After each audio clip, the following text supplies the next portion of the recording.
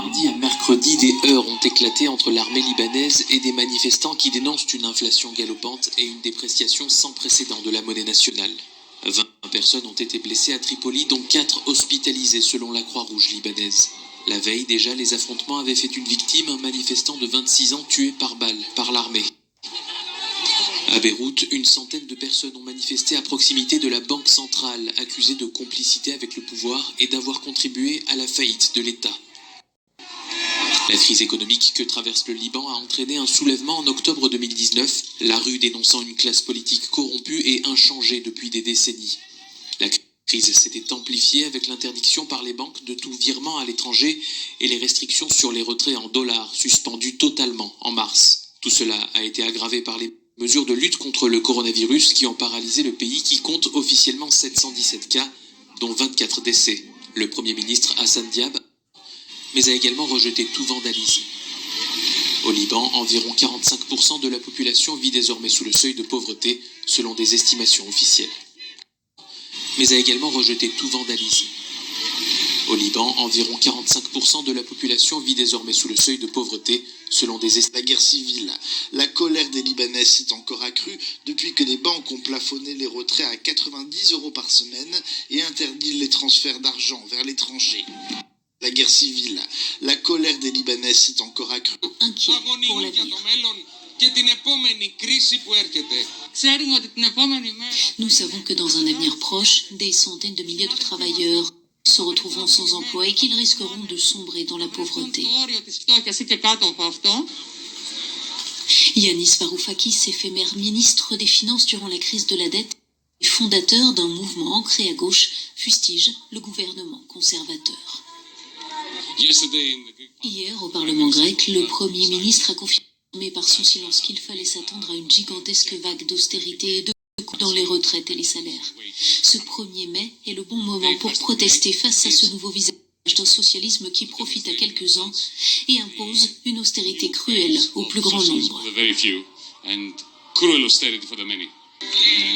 Si la Grèce est relativement épargnée par le Covid-19 qui a fait à peine plus d'une centaine de morts dans le pays, elle redoute les effets dévastateurs de la paralysie. Macabre et dérangeante découverte à New York. Des douzaines de corps en décomposition ont été retrouvés dans un camion devant un établissement funéraire de Brooklyn. La police les a trouvés après une plainte de voisins concernant une odeur nauséabonde. Alors l'établissement funéraire a-t-il été débordé par la virulence de l'épidémie de coronavirus qui sévit chez les New-Yorkais? Le département de la santé et la police enquêtent. L'établissement n'avait jamais commis d'infraction auparavant. En parallèle, Donald Trump s'en est de nouveau pris à la Chine. Il a dit envisager des taxes punitives contre Pékin.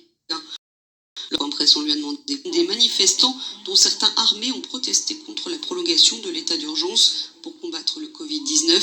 Des hommes armés ont envahi le Parlement, la loi les autorisant à venir ouvertement armés, mais les élus démocrates n'étaient pas rassurés.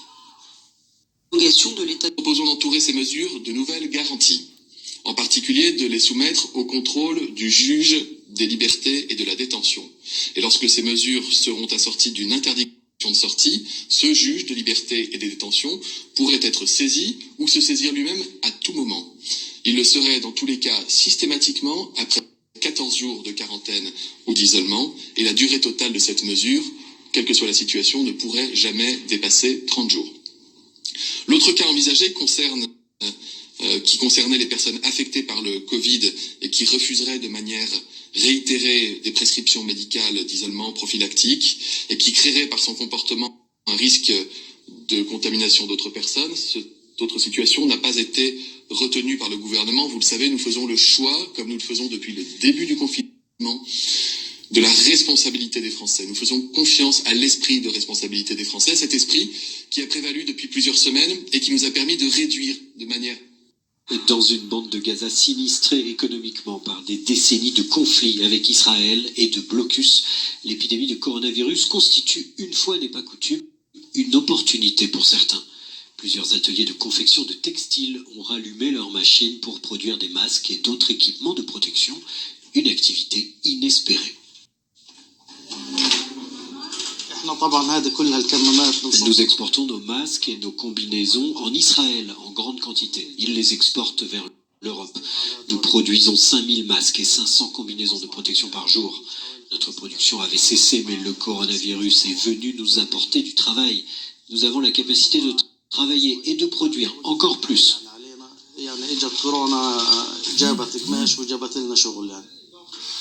La chance de la bande de Gaza, c'est d'avoir pour l'instant échappé à l'explosion de Covid-19.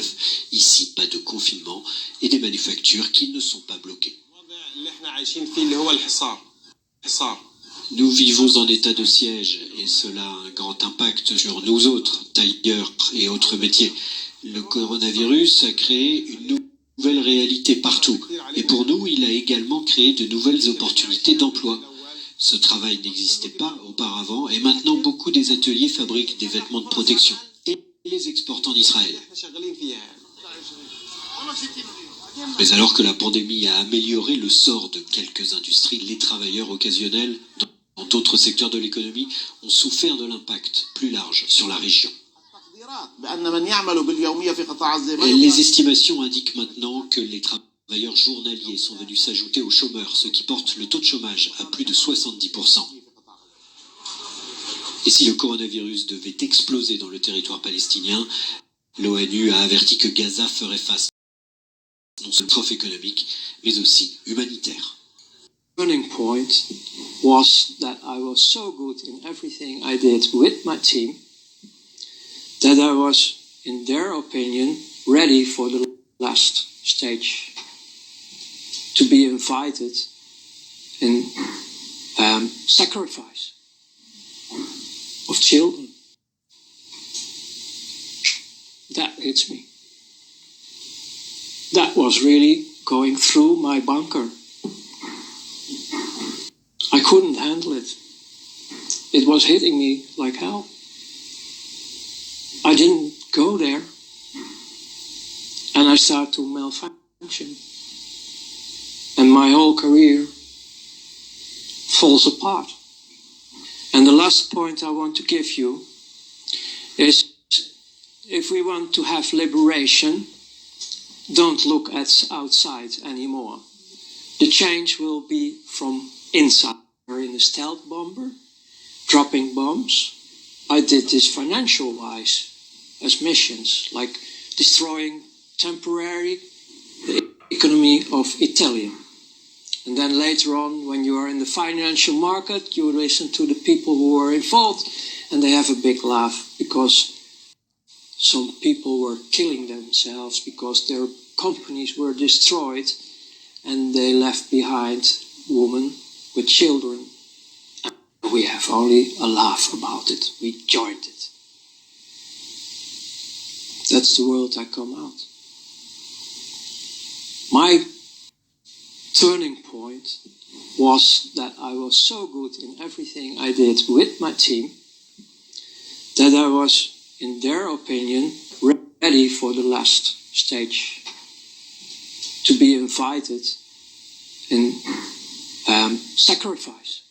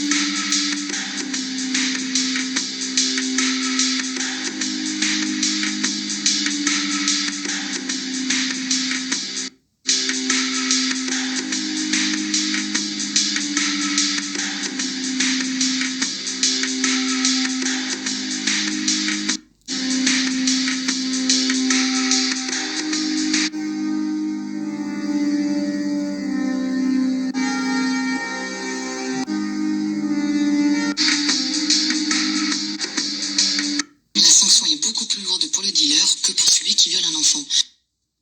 J'ai une question à vous poser avant d'entrer dans les chiffres et avant d'essayer de comprendre comment font les autres. En France, la France est-elle un pays dur et répressif vis-à-vis de ceux qui commettent des crimes ou des délits sexuels? Mais écoutez, je vais être franche, la France c'est l'Eldorado des pédophiles. Vous dites que c'est l'Eldorado des pédophiles? C'est l'Eldorado des pédophiles puisque la sanction judiciaire, lorsqu'elle existe, est bien moindre. J'ai pu également affirmer, et je le répète, aujourd'hui, mieux vaut violer un enfant que de dealer 6 grammes de shit dans la rue. La sanction est beaucoup plus lourde pour le dealer que pour celui qui viole un enfant. C'est une réalité, il est grand temps de l'affronter et peut-être que nous aurons... C'est pas seulement une association française, hein. Vous avez des actions un peu partout, en Allemagne notamment. C'est une ONG internationale avec son premier siège à New York. Il y a également un siège en Allemagne. Il y a 4 ans, le gouvernement allemand ainsi que d'autres fondations ont fourni près de 700 000 euros, pour mettre en place un numéro vert à destination de ces personnes dites pédophiles pour pouvoir appeler en cas de difficulté et de pulsion. Lors de l'ouverture de cette ligne verte sur le premier mois, plus de 400 appels ont été répertoriés sur des demandes d'intervention de ces personnes pour une prise en charge, pour un accompagnement. Ça veut dire que ce numéro vert que vous avez mis en place, vous, Innocence en danger en Allemagne, vous avez eu le premier mois 400 pédophiles qui ont appelé et qui ont dit « Attention, je suis dans une séquence de pulsion. » Oui, je suis isolée, je ne sais pas quoi faire, j'ai peur de passer à l'acte, qui je dois aller voir, aidez-moi. Une année après, nous avons fait les démarches nécessaires auprès des autorités françaises pour pouvoir mettre en place cette ligne verte. Ça a été un non immédiat en nous faisant valoir qu'il n'était... Je suis militante féministe et des droits de l'enfant dans le groupe F. Aujourd'hui, nous avons décidé d'interpeller Emmanuel Macron pour que l'article 2 du projet de loi Schiappa soit supprimé. Pourquoi ? Parce que la rédaction de cet article nous inquiète beaucoup. Elle va ouvrir la porte à une correctionnalisation massive des viols sur mineurs. Alors qu'est-ce que ça veut dire correctionnaliser ? Correctionnaliser, c'est le fait de juger un viol dans un tribunal correctionnel, donc comme un délit, et non pas aux assises, donc comme un crime. Cet article a décidé de créer un nouveau délit, le délit d'atteinte sexuelle sur mineur avec pénétration. Ce nouveau délit sera punissable de 10 ans de prison. Aujourd'hui, une atteinte sexuelle sur mineur est punissable de 5 ans. Donc on essaye de nous vendre que c'est un énorme progrès. Or, c'est totalement faux. Ce qu'on est en train de faire aujourd'hui, si ce projet de loi passe, c'est de reconnaître qu'une pénétration sur un enfant, sans son consentement, puisse ne pas être reconnue comme un viol. Est-ce que vous imaginez ? C'est juste tout à fait inadmissible et on ne peut pas. Écoutez, le gouvernement israélien a pris une décision, a pris une position courageuse, conforme à ses intérêts et conforme à la nature des choses. Parce que ce Kurdistan, le jour où il sera indépendant, dans 1 an, 2 ans, je ne sais pas, ça sera quoi ? Une deuxième démocratie au Moyen-Orient. C'est ça. C'est pas un deuxième Israël, comme l'a dit le vice-président irakien, mais ça sera une deuxième démocratie au Moyen-Orient. Et pour Israël, il est évident que son meilleur intérêt, c'est ça. C'est ne plus être seul. Vous admettez l'existence du diable. J'admets l'existence du diable. Et comment ? Bien sûr, j'admets l'existence du diable. Mais je dis que le on n'aura quand même pas perdu notre soirée complètement. Il reconnaît l'existence du diable. Pourquoi c'est pour vous j'ai tout important ? Ah bon, ça me paraît essentiel. Pourquoi ? Parce que c'est la face cachée de Dieu ? Non, de Bernard Henry. Ah bon ? Oui. Les enfants. Le tout filmé en vidéo est diffusé dans un CD-ROM appelé le CD-ROM de Zandvoort.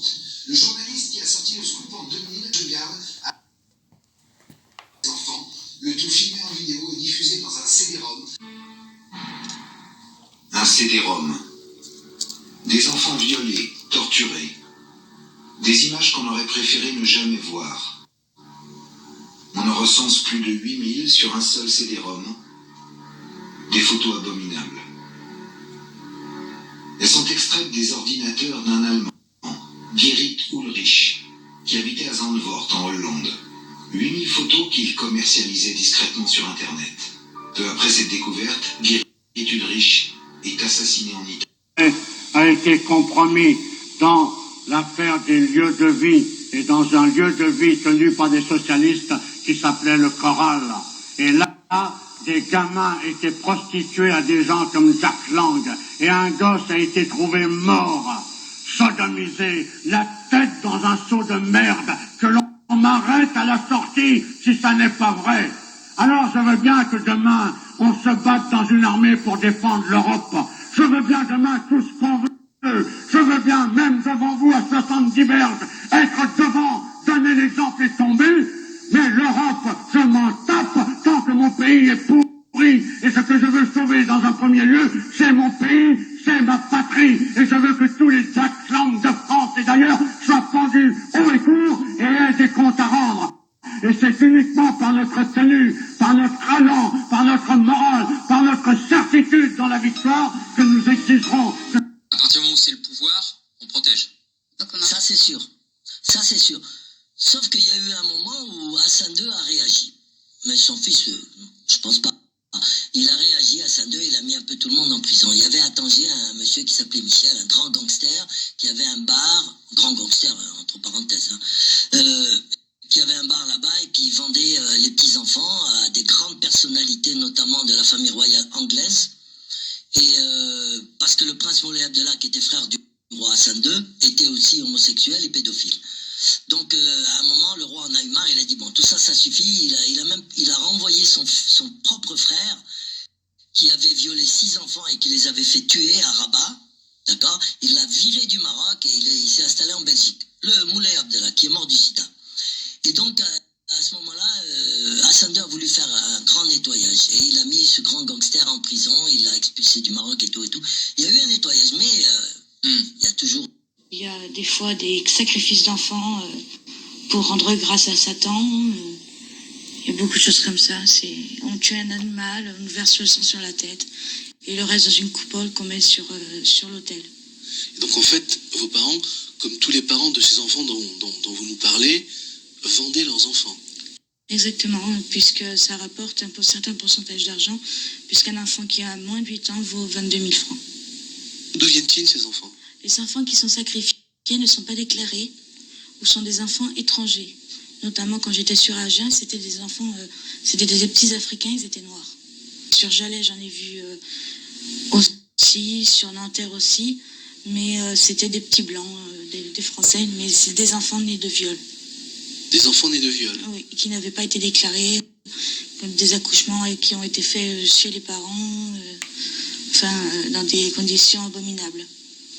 Et donc, dans la mesure où il n'était pas le trafic d'enfants dans les hautes sphères du pouvoir n'est pas totalement tiré par les cheveux. Prenons l'affaire Zandvoort, qui est née d'un scandale qui a éclaté à la fin des années 90.